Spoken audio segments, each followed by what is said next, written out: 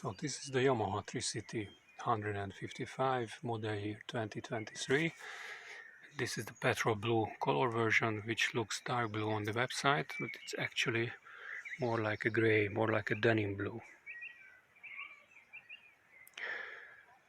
So I just started to use this bike 2 days ago, still the braking period, so the power seems enough.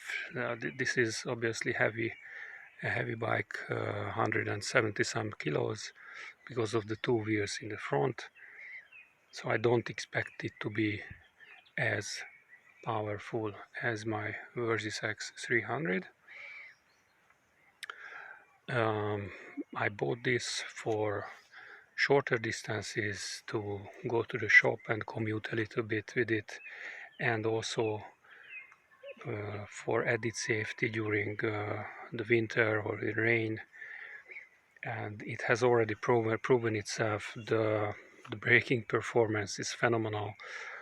The ABS never even kicked in, and also if you have to quickly turn to avoid a car which pulled out in front of you, you can do it with so much more safety than with two wheels, and you don't have to read the road all the time for dirt like sand or something.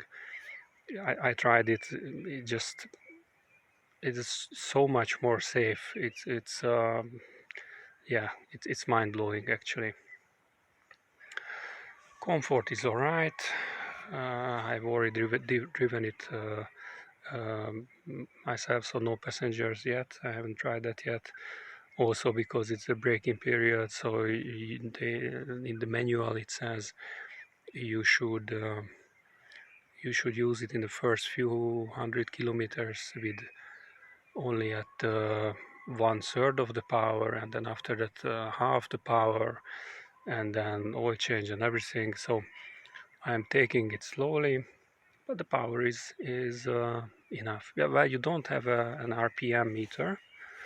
Yeah, I will turn it on for you, but there is no RPM meter, so you cannot measure what percentage of the power you are using.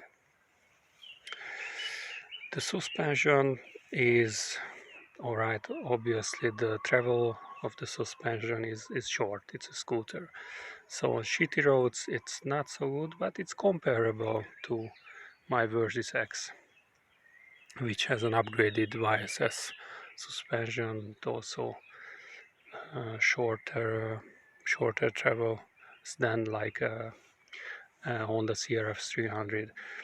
I think in this model year they reworked the rear suspension. That's what I read, if I remember it correctly. Okay, the luggage rack is big enough. It can support a full face helmet, like medium or maybe a large size. It has a keyless system. I don't really like it. I don't think it's necessary on a scooter. It's just some showing off. It has a parking brake, but it doesn't fix the leaning. It doesn't fix that. It doesn't stop it from falling over. So again, unnecessary, I think. The start-stop system is just shit. If you are using it dynamically in the city, you have to stop for just briefly, for like half a second, and it will cut the power. And I don't think it's good for the engine or the generator, alternator, whatever. So I turn it off.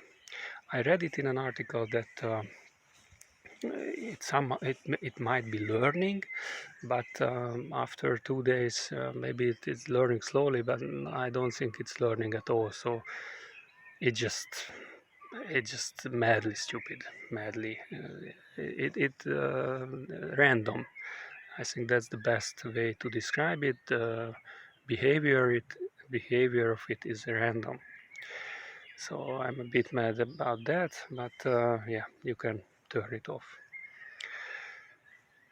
The other stupid thing is that if you put down the kickstand, it cuts the power, it cuts the engine. So, like you start in the morning, you are parking out from the garage, and you obviously have to stand up to go to go close the garage door, gate door, whatever, and the engine is still cold, and then it cuts the power. So the logic is not really sound. So Yamaha should rethink that. The seat is comfortable enough. My height is 186 and I have enough leg space with the knee protection. This ugly thing is I added the hook for my airbag vest.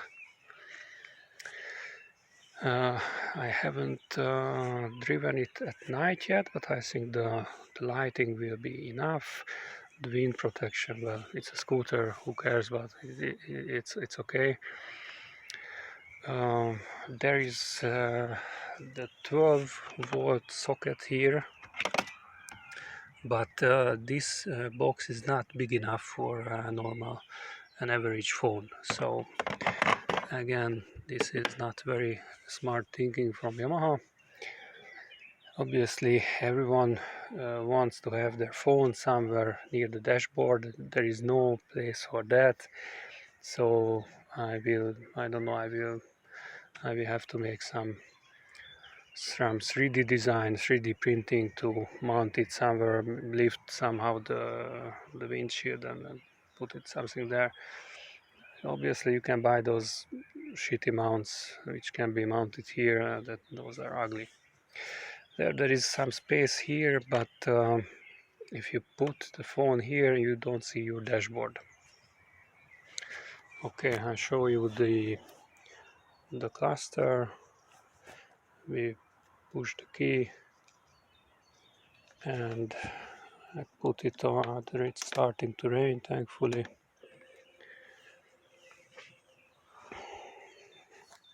So we have some reflection. Yeah, so you see I made 170 kilometers and I am starting to be out of fuel. Nothing special here.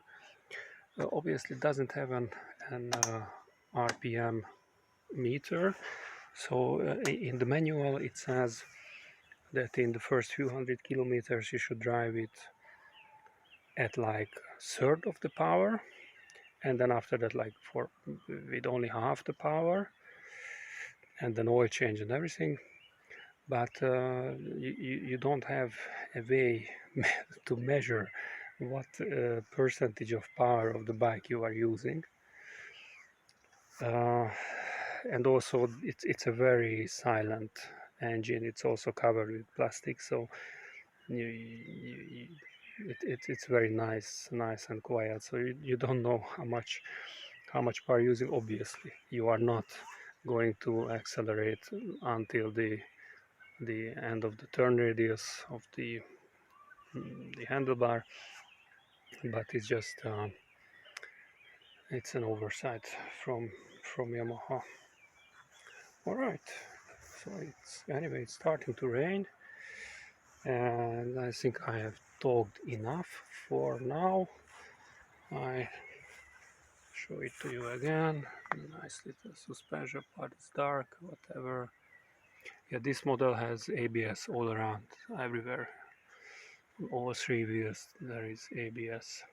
Oh yeah, there is something interesting. The driving experience. I shouldn't have left it to the end, but this bike is never straight like a two-wheeled bike. It's always a little bit moving, like you were a little bit drunk, or I don't know how to describe it. It's not the best metaphor, but at first it feels strange.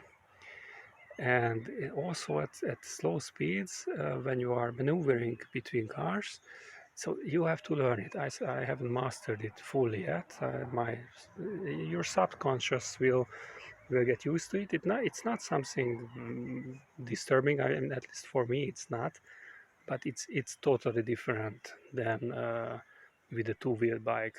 So this is something to consider. I think it's nice, yeah, because this four suspensions there, so they are always moving and moving against each other, with each other. I don't know, it's totally beyond me, incomprehensible for me how this magic here works. So yeah, all right, that's it for now.